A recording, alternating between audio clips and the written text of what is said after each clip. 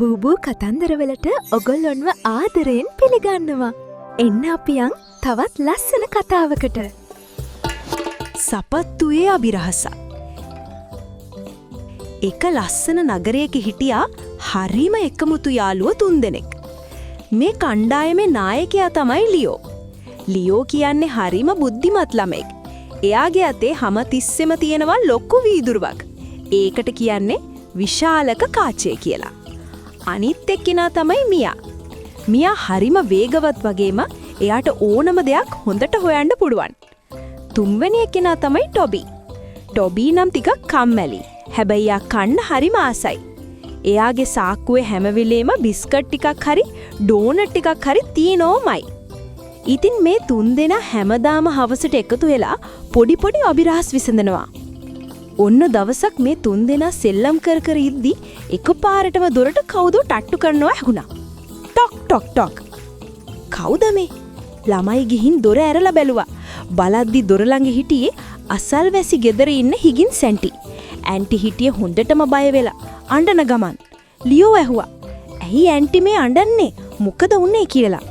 එතකොට හිගින් සැන්ටි කිව්වා, "අනේ ළමයිනේ, මගේ ලස්සන අලුත් රතු පාට සපත්තු දෙකෙන් එක සපත්තුවක් හොරකම් කරලා මම වතුර ටිකක් බොන්න ගිය ඇතුළට ගිහින් එද්දි එක සපත්තුවක් නෑ" කියලා.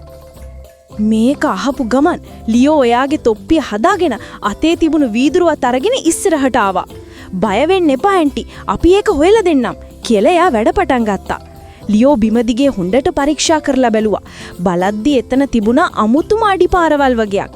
ලියෝ යාළුවන්ට කතා කරලා කිව්වා, "මේ බලන්න, මේවා මනුස්ස අඩිපාරවල් නෙවෙයි, මේ කකුලට තියෙන ඇඟිලි 4යි" කියලා. මේක අහපු ටොබීට නම් හොඳටම බය හිතුණා.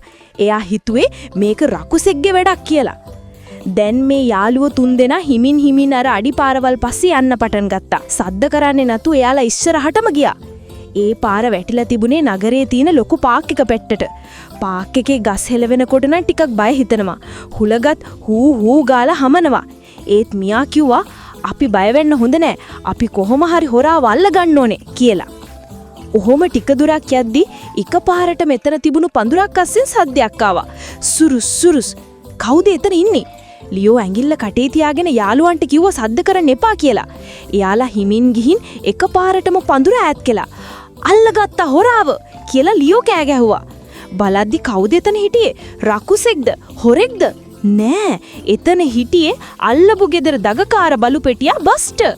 බස්ටර් හිගින් සැන්ටිගේ රතු පාට සපත්තුව කටේ තියාගෙන ඒක පස්සයට හංගන්න හදනවා. සපත්තුව රතු පාට නිසාත් ඒක දිලිසෙන නිසාත් බස්ටර් හිතලා තියෙන්නේ ඒක සෙල්ලම් බඩුවක් කියලා. මියා සපත්තු ඉල්ලුවට බස්ටර් දෙන්න කැමති උනේ නෑ. එයා ගුරු ගගා සපත්තු හපාගෙන හිටියා. එතකොටම ලියෝට අදහසක් ආවා. ලියෝ ටොබීට කිව්වා, "ටොබි, ඔයාගේ සාක්කුවේ තියෙන බිස්කට් එක ගන්න" කියලා. ටොබි ඉක්මනට බිස්කට් එකක් අරන් බස්ටර්ට පෙන්නුවා. බිස්කට් එක දැක්කම බස්ටර්ට ඉවසිල්ලක් නැහැ. එයා කට ඇරුවා විතරයි සපත්තුව බිම වැටුණා. බස්ටර් වලිගේ වන බිස්කට් එක කන්න දුවගෙන ආවා. ඉතින් යාළුවනේ, මියා ඉක්මනට සපත්තුව අහුළු ගත්තා. එයාලා දුවගෙන ගිහින් හිගින් සැන්ටිට සපත්තුව දුන්නා. ඇන්ටිට ගොඩක් සතුටුයි. ඇන්ටි කිව්වා, "ඔයාලා තමයි නියම වීරයෝ" කියලා. ඊට පස්සේ ඇන්ටි මේ පොඩි රහස් පරීක්ෂක තුන්දෙනාටම රසම රස කේක් හැදුවා. රකුසෙක් කියලා හිතුවට අන්තිමට හොරා වුණේ හුරතල බලු පැටියනේ කියලා ළඟයි තුන්දෙනාම කේක් කන ගමන් hina වුණා. ඔන්න ඕකයි කතාව.